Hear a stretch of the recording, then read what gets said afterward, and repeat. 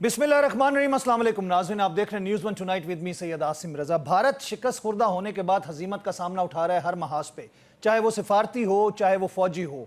अब जो तैयारों का मामला था, पाकिस्तान शुरू से कह रहा था, अब वो खुद मान रहे हैं। और ख़ास तौर पर जब हम बात करते हैं उनके जो भारत के chief of the defence staff हैं, जिनको हम कहते हैं जनरल चौहान, उन्होंने इस बात की तस्दीक कर दी है ब्लूमबर्ग को इंटरव्यू देते हुए कि हाँ जी हमारे तैयारे गिरे। आइए देखें। वाह जी वाह, क्यों गिरे ये इंपॉर्टेंट है, गिरे ये इंपॉर्टेंट नहीं है। गिरा दिए पाकिस्तान ने और उसके बाद उनका 2 दिन में हमने अपनी रेक्टिफाई कर लिया जी। एक बहुत बड़ा झूठ। और इसी वजह से आज तक उनकी एयरफोर्स ग्राउंड हुई हुई है, तबाह बर्बाद हुई हुई है, 11 बेसेस उड़ चुकी हैं।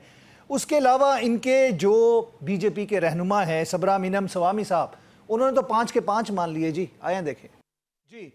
5 तो सिर्फ वो थे जो फ़ज़ा में, 6 हमने गिराए थे। बाद में जो एसेट्स आपके ग्राउंड पे बेसिस पे तबाह हुए उनकी तादाद कहीं ज़्यादा है। ये 20 और 24 के करीब भी बन सकते हैं।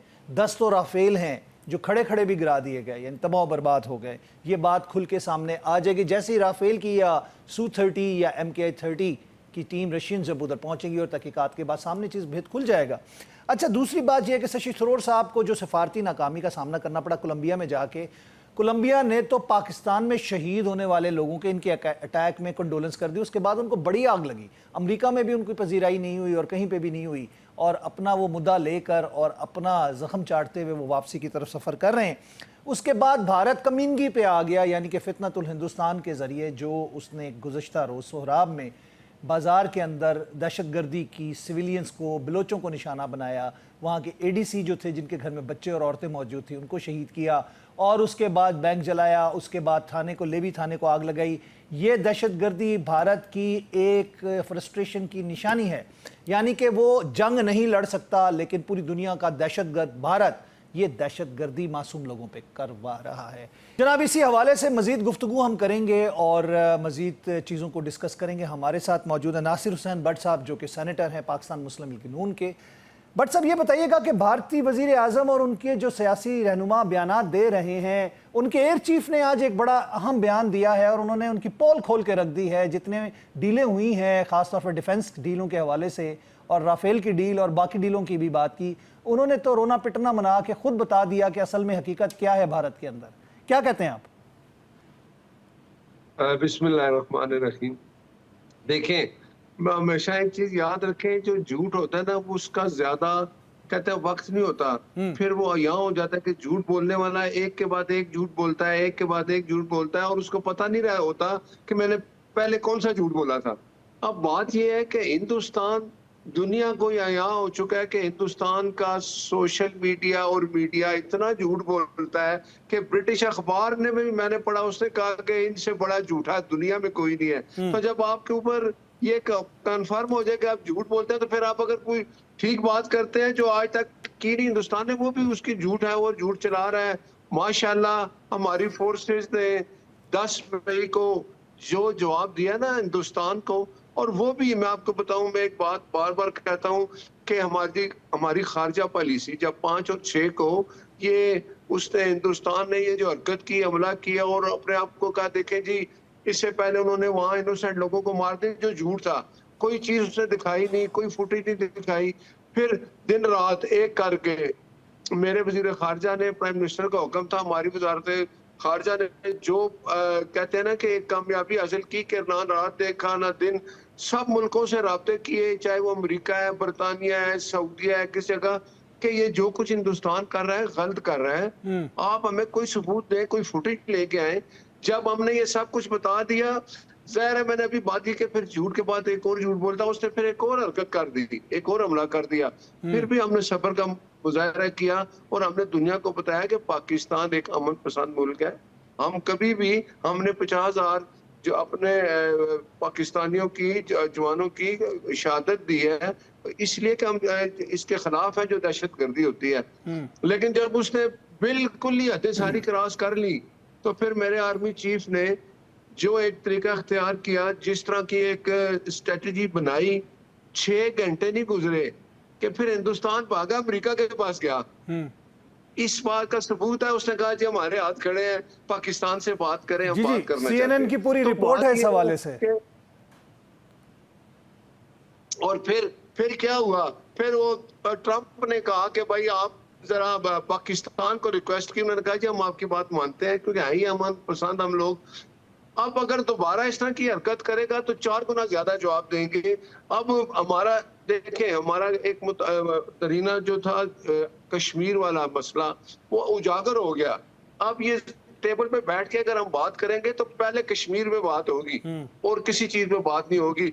सिंतास मुआहदे की बात होती थी तो वो मेरे ISPR साहब जो है ना, उन्होंने जब ये ऐलान किया कि तुम पानी बंद करोगे हम तुम्हारी सांस बंद कर देंगे। जी।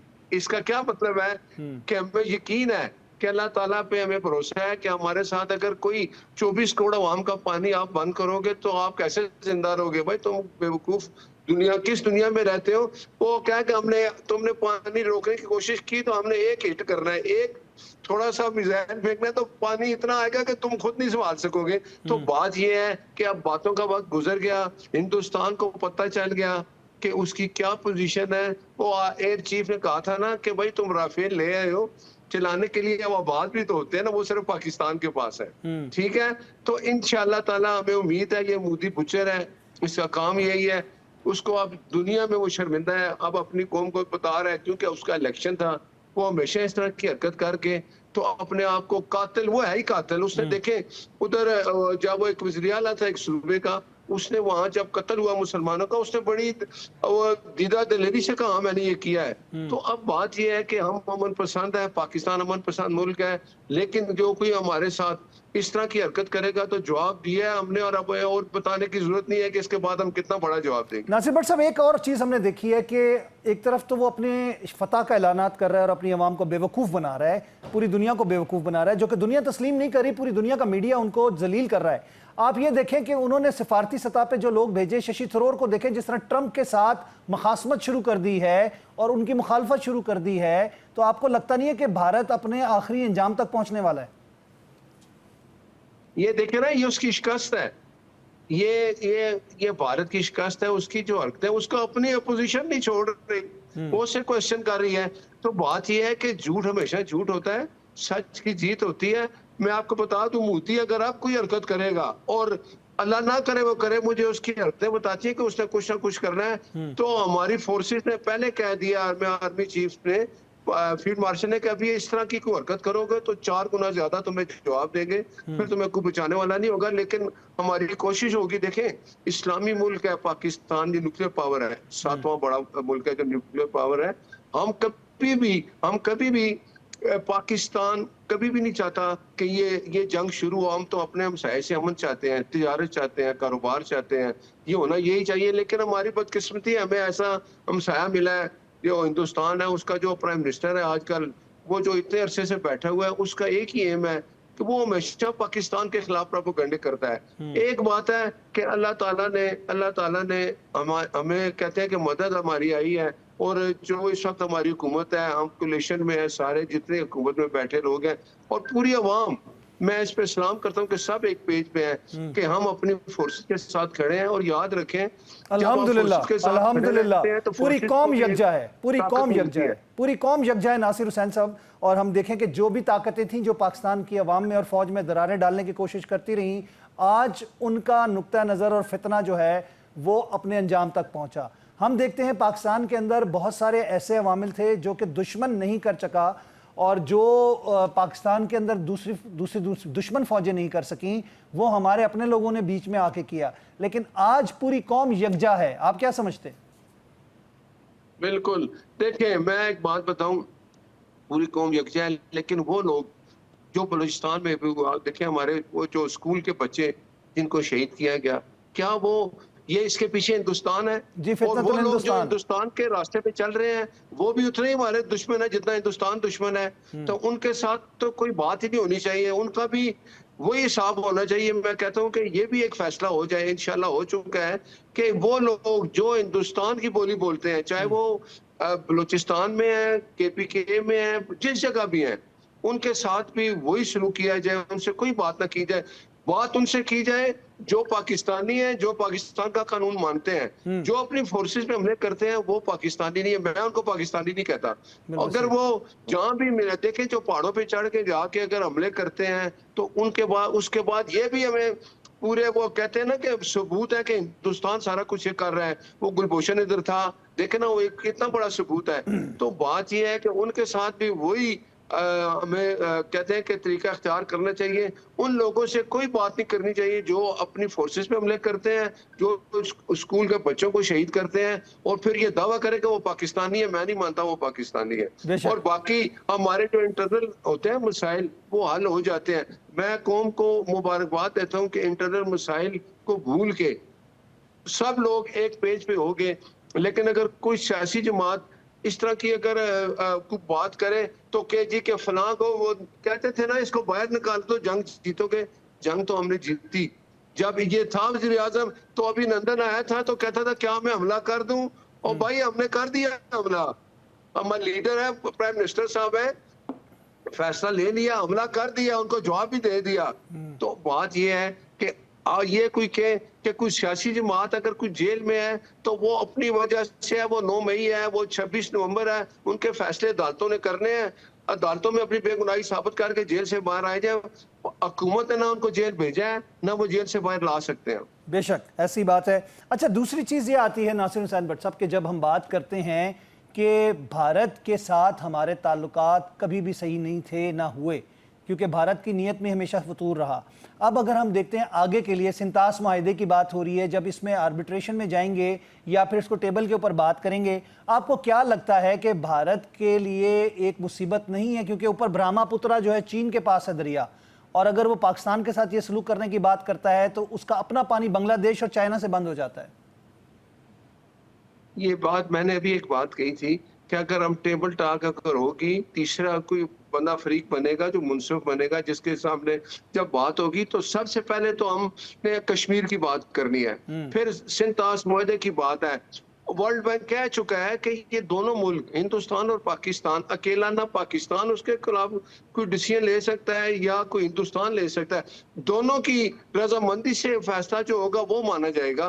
तो इसके लिए जब टेबल पे बैठेंगे तो ये दो ऐसी चीजें हैं, इसके बगैर तो हम आगे बात कर ही नहीं सकते। अगर इन दोनों चीजों पे बात नहीं होती, कोई इस पे कोई फैसला नहीं होता, तो फिर हमारी तो जंग है ही है। तो अगर वो जबरदस्ती हिंदुस्तान करेगा तो उसका जवाब तो उसको मिल गया है, तो फिर भी जवाब मिलेगा।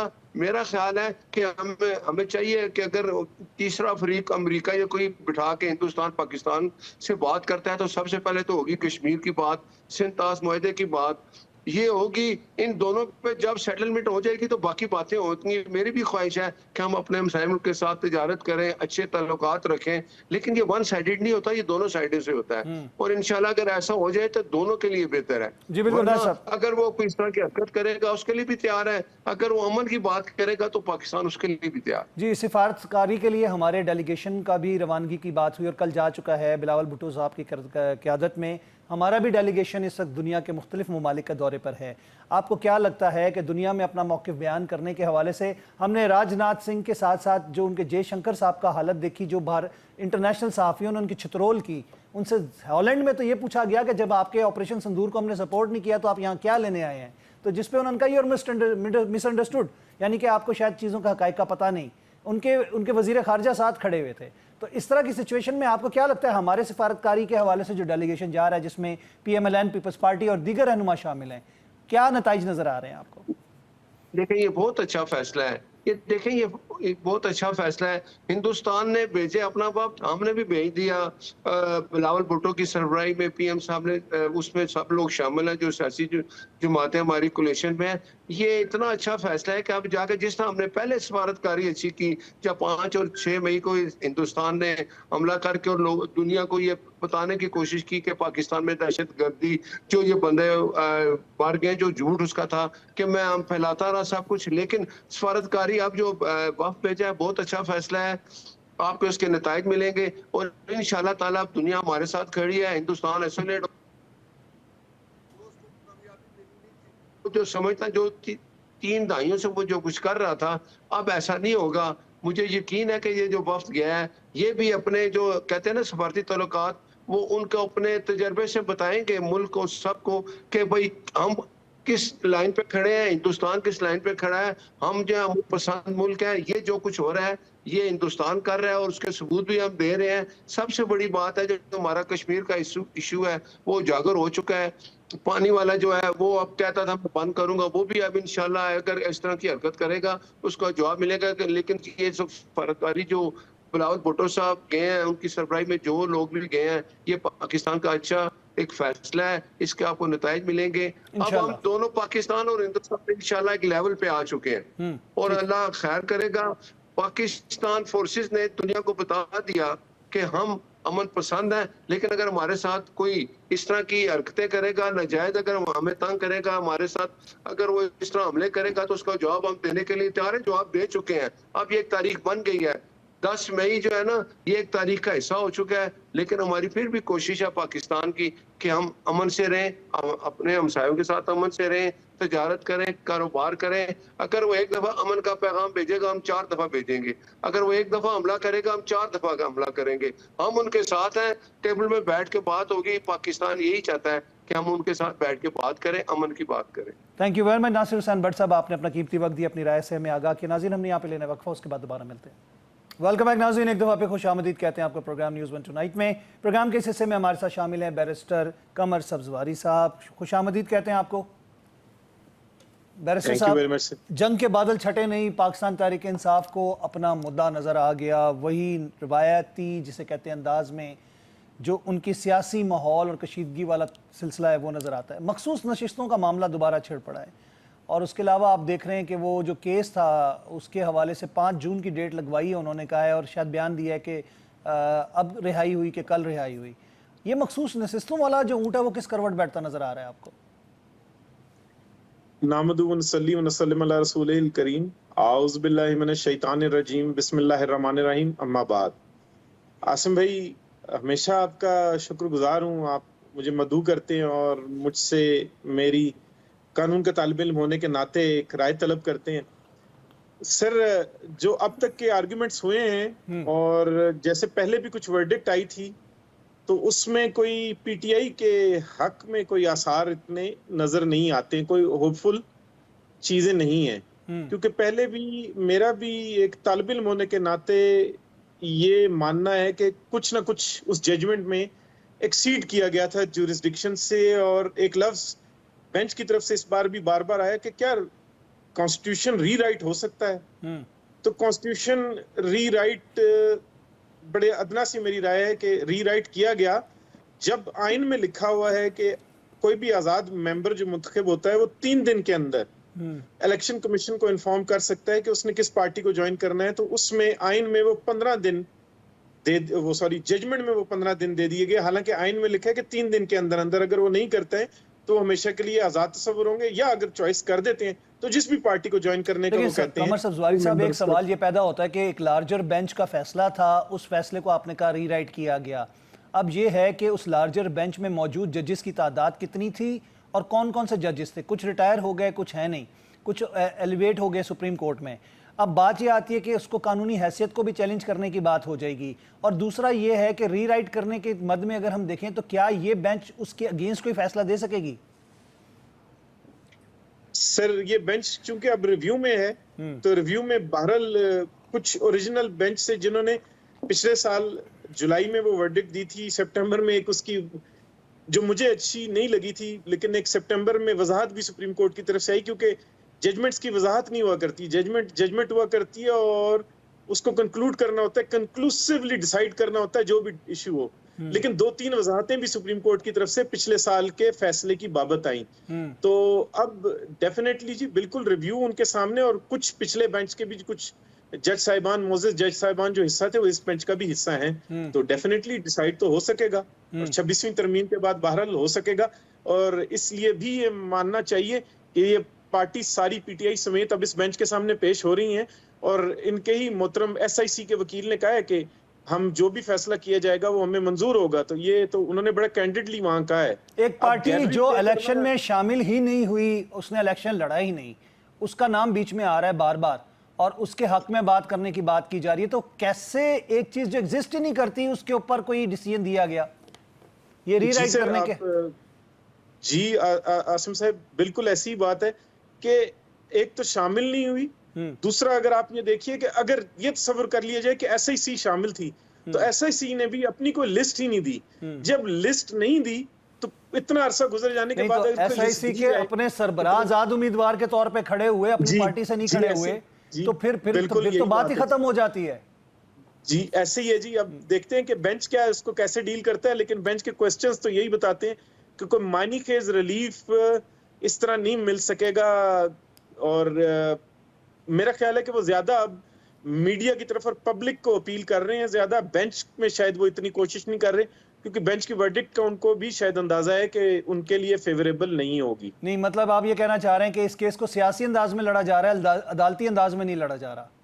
जी बिल्कुल ऐसी है जी। अच्छा। ज्यादा गैलरी प्ले हो रहा है जी। अच्छा, एक पार्टी जो कि उसमें मुद्दई है ही नहीं और जिसका उसमें कोई लेना देना ही नहीं है, उसको भी बीच में शामिल कर लिया गया था, ये कोई अजीब बात नजर आती है? जी ऐसी है जी, एक्सीड किया गया ना जी, जुरिस्डिक्शन से एक्सीड किया गया।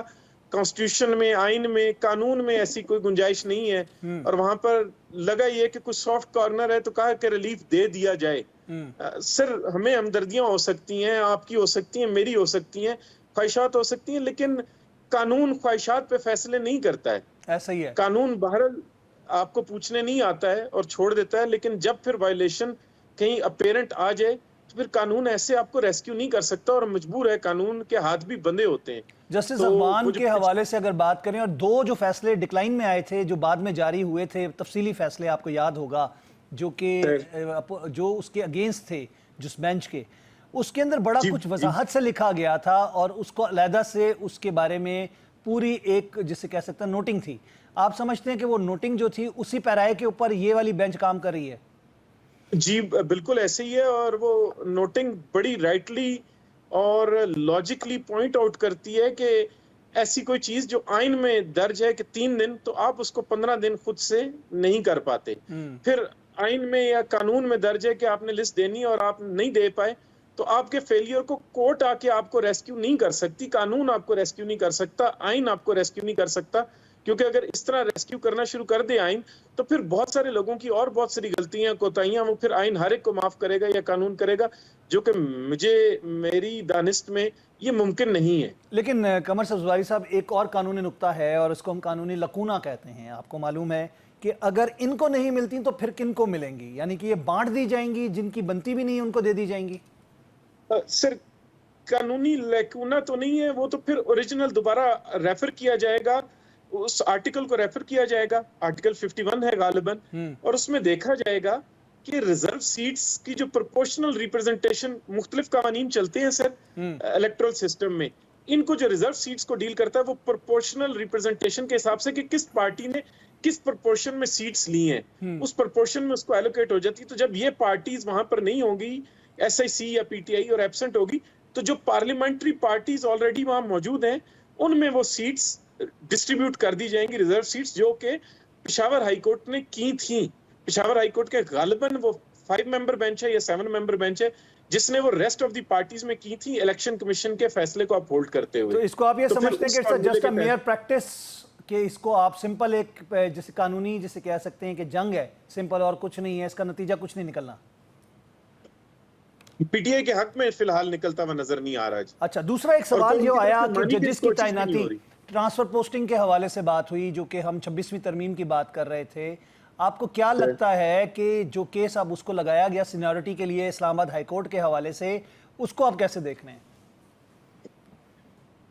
सर, वो बड़ा अहम है केस इस मामले में कि आर्ग्यू जो किया जा रहा है और जो उसको डिफेंड किया जा रहा है वो ये है कि सीनियरिटी सेंट्रलाइज्ड होनी चाहिए। अच्छा, तो अगर सीनियरिटी सेंट्रलाइज्ड होगी और तो उसका इम्पैक्ट ना सिर्फ ये कि इस्लामाबाद हाईकोर्ट की हद तक आएगा, बल्कि ऑल ओवर पाकिस्तान जाएगा। बाकी वो ऑल ओवर पाकिस्तान जाएगा। बिल्कुल आपने बजा फरमाया। तो वो फिर 5 हाईकोर्ट्स में फिर सेंट्रलाइज्ड सीनियरिटी होगी। इंडिया में बहरहाल ऐसी होती है। इंडिया में 2 चीजें यूनिक है जो मुझे मौका मिला बाइंडिंग देखने का। अथॉरिटी बन जाएगी, फिर ये बाइंडिंग अथॉरिटी बन जाएगी। ऐसे ही है, बिल्कुल ऐसे ही। और ये इसका इम्पैक्ट आते हुए तमाम आने वाली फैसलों पर होगा। और 5 हाई कोर्ट्स में से सर इंडिया में भी ऐसे होता है कि चीफ जस्टिस उस जगह का नहीं लगता, उसी सूबे का वहां पर चीफ जस्टिस नहीं लगता, बल्कि दूसरी रियासत से लाया जाता है। सूबे की जगह वहां रियासत चूंकि लफ्ज इस्तेमाल होता है, तो ये अब देखना पड़ेगा कि अगर ये आता है कि सेंट्रलाइज सीनियरिटी होगी और ये मान लिया जाए, तो इसका 5 सूबों की हाई कोर्ट्स पर बहरहाल फिर उसकी इम्प्लीकेशंस हैं। तो इसको देखते हुए फैसला किया जाएगा। सर, मामला तैनाती का, ट्रांसफर पोस्टिंग का नहीं रहा, अब तो सीनियरिटी को भी चैलेंज किया जा रहा है कि जज आके दोबारा हल्फ ले या ना ले। ये भी एक अहम मसला बन चुका हुआ है। तो इसकी प्रैक्टिस के हवाले से प्रैक्टिस क्या है दुनिया में? सर हमेशा इस यहाँ पर हमारे यहाँ तो ये पहली बार हुआ है, क्योंकि कंसेंट की बात थी, कंसेंट का हो गया। तो हमारे यहाँ ये कहा जाता है कि आर्टिकल 200 में चूंकि ओथ का कहीं जिक्र नहीं है, तो सिंपली ये जो ट्रांसफर पोस्टिंग अगर कंसेंट हो गई, कंसेंट चीफ जस्टिस की, जिस सूबे से लाया जा रहे हैं, चीफ जस्टिस ऑफ पाकिस्तान की, और जिस जगह पर लाए जा रहे हैं उन चीफ जस्टिस की, ये तीनों अगर रजामंदी मौजूद है तो फिर ओथ की कोई जरूरत नहीं है। और चूंकि आर्टिकल 200 में जो कि ट्रांसफर्स का जिक्र करता है, ट्रांसफर ऑफ जजेस ऑफ हाई कोर्ट का, उसमें ओथ का कहीं जिक्र मौजूद नहीं है, तो इसलिए फिर वो ओथ की बात वहां रहती नहीं है। क्योंकि जुडिशल जो पोस्टिंग है, खास तौर पे इसको हम अगर हाई कोर्ट और सुप्रीम कोर्ट के एलिवेशन के हवाले से देखते हैं, तो कमर साहब मेरी नॉलेज के मुताबिक ये आ जाती हैं एक आईनी पोस्टें, ठीक है, जो कि अंडर सदर पाकिस्तान के, जिसमें सिग्नेटरी होते हैं और उसके मुताबिक होती हैं चीज़ें। आप क्या समझते हैं कि जब उनका कंसेंट, उनके सिग्नेचर्स आ जाते हैं और एक बाइंडिंग लॉ है कि सदर कर सकता है, तो उसके बाद कोई क्वेश्चन रहता है? सर उसमें एक बात बहरहाल है कि वो जो दूसरी साइड जब आर्ग्यू कर रहे हैं, जो जजेस जिनकी सीनियरिटी मुतासर हुई है, जो वो बात आर्ग्यू करते हैं, वो ये कहते हैं कि ये जो नोटिफिकेशन किया गया है, ये बदनीयती से इस्लामाबाद हाई कोर्ट को कंट्रोल करने के लिए एग्जेक्टिव की तरफ से एक कदम उठाया जा रहा है, और एग्जेक्टिव जो है वो टेम करना चाह रही है हाई कोर्ट को और कंट्रोल करना चाह रही है। तो कोर्ट पैकिंग की एक इस्तेलाह भी आप भी यकीनन वाकिफ हैं उससे, कोर्ट पैकिंग की एक इस्तेलाह भी इस्तेमाल की गई कि ये कोर्ट पैकिंग की जा रही है, और अपने मर्जी से चूंकि एग्जेक्टिव कुछ फैसले लेना चाहती है, तो वो अपने मर्जी के जजेस लगाना चाह रही है। तो दूसरी तरफ से आर्गुमेंट बहरहाल ये है कि जो पोस्टिंग ट्रांसफर है वो बदनीयती पर मबनी, वो नोटिफिकेशन बदनीयती पर मबनी है, इसलिए प्रूफ कैसे होगा? कमर साहब, सबसे बड़ी बात तो ये है कि प्रूफ कैसे होगा, क्योंकि इसके ऊपर कानून साजी की गई है, पार्लियामेंट से बिल लाया गया है, सदर पाकिस्तान के दस्तखत हुए, तो इन सबको मिलाइन करने के हवाले से बात हो रही है ना कि इनकी बदनीयती है, तो फिर ये प्रूफ कैसे होगा? अदालत तो प्रूफ मांगती है, मैलिस एंड मोटिव की बात आ जाती है। एक लफ्ज कहेंगे, ये एक लफ्ज मैं कहूंगा कि अपहिल टास्क है फॉर दी जजेस जिन्होंने सीनियरिटी को चैलेंज किया है कि बदनीयती को हाईलाइट करना, मैलिस एंड मोटिव, कमर साहब मैलिस एंड मोटिव की बात आ गई ना, कानून की इब्तिदा में जब पढ़ाया जाता है मैलिस एंड मोटिव को, तो उसको प्रूफ करना नियर टू इम्पॉसिबल होता है, आपको मालूम है? बिल्कुल ऐसी है, और सुप्रीम कोर्ट में नहीं किया जा सकता, मुश्किल है, बहुत अपहिल टास्क है। लेकिन बहरहाल उनकी तरफ से दलील ये दी जा रही है कि ये सारा कोर्ट पैकिंग के लिए हुआ और एग्जेक्टिव कंट्रोल करना चाहती है चूंकि, तो इसलिए ये नोटिफिकेशन यहाँ पर लाया गया। चलें, बहुत बहुत शुक्रिया कमर सब्जवारी साहब, आपने अपनी कानूनी राय हमें दी, बहुत बहुत शुक्रिया आपके टाइम का। नाज़रीन, हम लेते हैं वक्फा, उसके बाद दोबारा मिलते हैं। वेलकम बैक नाज़रीन, एक दफ़ा पे खुश आमदीद कहते हैं। प्रोग्राम के इस हिस्से में हमारे साथ मौजूद हैं SDPI के एग्जीक्यूटिव डायरेक्टर आबिद सुलहरी साहब, माहिर माशियात भी हैं। अस्सलाम वालेकुम आबिद भाई, खुश आमदीद कहेंगे आपको। हेलो जी आबिद भाई, आवाज़ आ रही है आपको?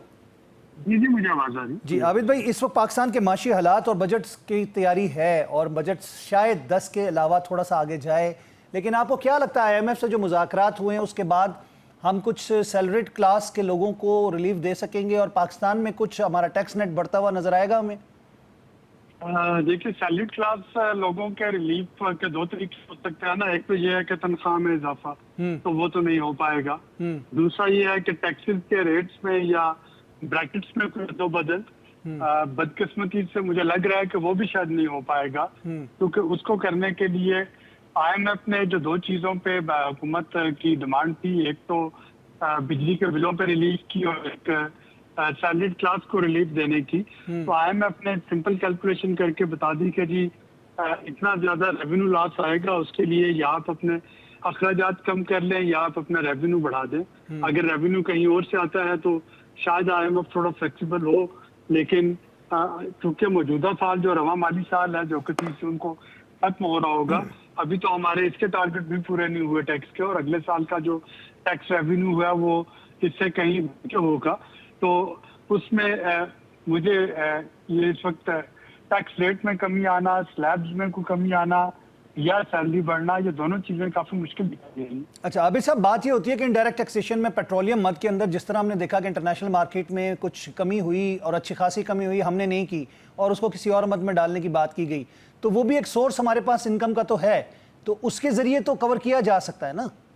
देखिए वो सोर्स इनकम का बिल्कुल है, बल्कि इस साल कार्बन लेवी भी लगने जा रही होगी, तो वो भी इसी तरह का एक इनडायरेक्ट टैक्स होगा जो कि फ्यूल पे लग रहा होगा। लेकिन आपके अखराजात जो है वो बढ़ गए हैं। आप देखिए कि आपको एक ऐसे अग्रेसिव दुश्मन का सामना है जिसका 6 साल का जो दफाई बजट था वो $80 बिलियन था, 80।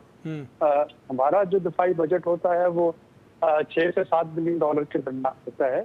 और जिस तरीके से आपको सरहद पार से मुसलसल जो उनके वजीर आजम की तरफ से धमकी आमेज बयानात और जारियत जो है उसकी कोशिश जारी है, तो आपको बाकी तमाम अखराजात के अलावा अपना जो डिफेंस बजट है उसको भी बढ़ाना होगा। और ये बड़ा वो तो बढ़ रहा है, उसकी तो शुनीद आ चुकी कि वो बढ़ रहा है। हाँ, तो ये बड़ा लेजिटिमेट इजाफा है, चूंकि उसके बगैर हमारा एग्जिस्टेंशियल थ्रेट आ जाएगा। तो जाहिर है कि उसको बढ़ाने के लिए भी किस सेक्टर को, अबे साहब, किस सेक्टर को हमें स्क्वीज करने की जरूरत है? हमें इंडस्ट्रियल सेक्टर को स्क्वीज करने की जरूरत है, हमें प्रॉपर्टी सेक्टर को स्क्वीज करने की जरूरत है, या फिर हमें एग्रीकल्चर के जो हमारे जमींदार और बड़े जिन पे टैक्स नहीं लगता उसको स्क्वीज करने की जरूरत है? हमें अपना इम्प्लीमेंटेशन निज़ाम बेहतर बनाने की जरूरत है। अभी आप इस्लामाबाद में बैठे हैं, आप किसी भी रेस्टोरेंट में जाते हैं, वहाँ पे जीएसटी देते हैं खाना खा के। आपको कितने रेस्टोरेंट ऐसे हैं जो कि एफपीआर की पीओएस रसीद देते हैं? तो आपने तो अपनी जेब से टैक्स दे दिया कि एफपीआर वो वसूल कर पाती है, और अगर नहीं कर पाती तो इसका मतलब है कि कंज्यूमर का लॉस है, एफपीआर का भी लॉस है। जी, और ये तो मेरे ख्याल से इंफ्रास्ट्रक्चरल जो डैमेज है जिसको हम लीक कहते हैं और ब्रीच कहते हैं, ये तो वो है ना, इसको सिस्टम को ठीक करने की जरूरत है। 8,000 अरब रुपया कम से कम इसमें डूब जाता है। इसी तरीके से अगर आप एग्रीकल्चर की बात करते हैं तो एग्रीकल्चर में भी कवानीन तो पास हो गए सारे सूबों के। अब उसकी जब हम इम्प्लीमेंटेशन की बात करते हैं तो वहाँ पे जब आप डॉक्यूमेंटेड सेक्टर से टैक्स इकट्ठा नहीं कर पाते, तो जो नॉन डॉक्यूमेंटेड सेक्टर है लाइक एग्रीकल्चर, वहाँ पे इसको इम्प्लीमेंट करवाना ये यूएशी लाने के मुताबिक होगा और खासा मुश्किल हो जाएगा। इसी तरह से जब हम रियल एस्टेट की बात करते हैं तो हमें पता है कि जब तक डीसी रेट और मार्केट रेट का फर्क चलता रहेगा तब तक शायद आप उस तरीके से रियल एस्टेट से भी टैक्स जो है वो इकट्ठा नहीं कर पाएंगे। तो ये कुछ चैलेंजेस हैं जो कि हमें टैक्स अवेडर को तो पकड़ना बहुत जरूरी है, टैक्स रेट पे लाना भी जरूरी है, लेकिन लॉस का इम्प्लीमेंट होना भी बहुत जरूरी है। लेकिन जो हम बात कर रहे हैं कि हमें सोर्सेज जनरेट करने की जरूरत है, तो आपको क्या लगता है कि हमें सोर्सेज इनकम जनरेट करने के लिए गवर्नमेंट के टैक्सेस को रेवेन्यू जनरेट करने के लिए नए टैक्सेस के ऊपर रिलाय किया जाएगा? जैसे कि हम सोलर के ऊपर सुन रहे थे कि शायद टैक्स लग रहा है। सोलर पे तो शायद इस तरीके से ना लग पाए, चूंकि वो लगना भी नहीं चाहिए। इस वक्त पाकिस्तान IMF के 2 प्रोग्राम्स में है, एक क्लाइमेट चेंज से मुतल्लिका प्रोग्राम है, एक रेगुलर प्रोग्राम है।